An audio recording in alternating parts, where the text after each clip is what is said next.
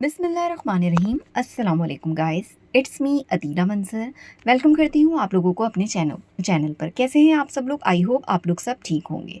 आम का सीज़न आ गया है, तो आप लोगों ने आम का अचार डाला या नहीं? अगर नहीं डाला तो मैं आज आप लोगों के साथ 5 मिनट में तैयार होने वाले अचार की मज़ेदार सी रेसिपी बनाऊँगी। सबसे पहले हमने कुछ आम ले लिए थे, इनको छोटे छोटे पीस में कट कर लिया था।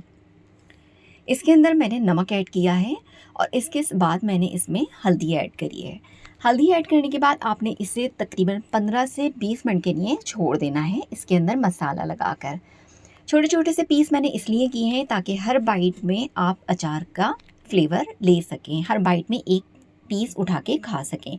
अच्छे से इन तमाम मसालों को मिक्स कर लेंगे और इसके बाद इसे हम साइड में रख देंगे। नमक थोड़ा सा मैं और ऐड कर देती हूँ इसके अंदर। अब चलते हैं मसाला जो अचार में डलता है उस मसाले की बनाने की तरफ चलते हैं। सबसे पहले हमने लिया है मेथी दाना और ज़ीरा, इसको मैंने हाफ टी स्पून लिया है। इसके बाद मैं इसमें डालूँगी कलौंजी और सौंफ मैंने इसमें ऐड की है। राई दाना और सौंफ मैंने ऐड की है। राई दाना आप चाहें तो ज़्यादा भी कर सकते हैं क्योंकि इससे खट्टापन ज़्यादा होगा, तो आप इसकी मिकदार कम या ज़्यादा कर सकते हैं। धनिया पाउडर लिया है और कुटी हुई लाल मिर्ची लिए हैं हाफ टी स्पून। इसके साथ साथ इसमें हम डालेंगे कलौंजी। हमारा अचार का मसाला तकरीबन तैयार हो चुका है। अब आपने इसको क्या करना है, मोटा मोटा सा कूट लेना है, दरदरा सा आपने इसे कूट लेना है।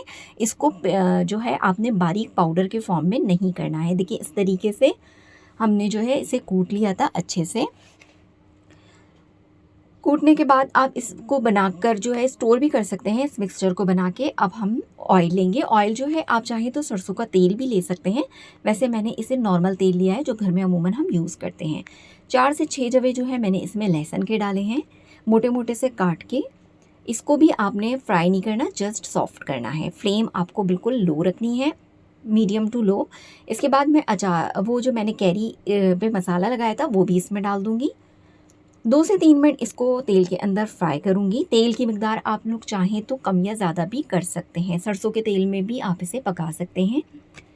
इसको मैं कवर करके रख दूँगी तकरीबन 7 से 8 मिनट के लिए, जब तक हमारी जो ये कैरी है वो अच्छे से गल नहीं जाती, सॉफ्ट नहीं हो जाती, तब तक आपने इसको रखना है।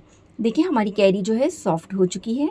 इसे थोड़ा सा मिक्स करेंगे और इसके बाद वो तमाम मसाले जो हमने धरधरे से कूट लिए थे वो इसके अंदर ऐड कर देंगे। 5 से 7 मिनट आपने इसको भी इसके साथ पकाना है, अच्छे से मिक्स कर लेना है तमाम मसालों को। इसके बाद आप इसे किसी भी बाउल वगैरह में निकाल लें या किसी भी कंटेनर में निकाल के इसको स्टोर कर सकते हैं। आप इसकी क्वांटिटी जो है ज़्यादा भी कर सकते हैं, ज़्यादा बना के आप फ्रिज रख सकते हैं इसको।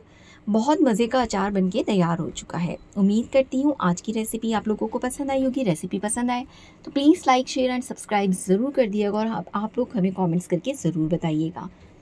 Thanks for watching. अल्लाह हाफिज़।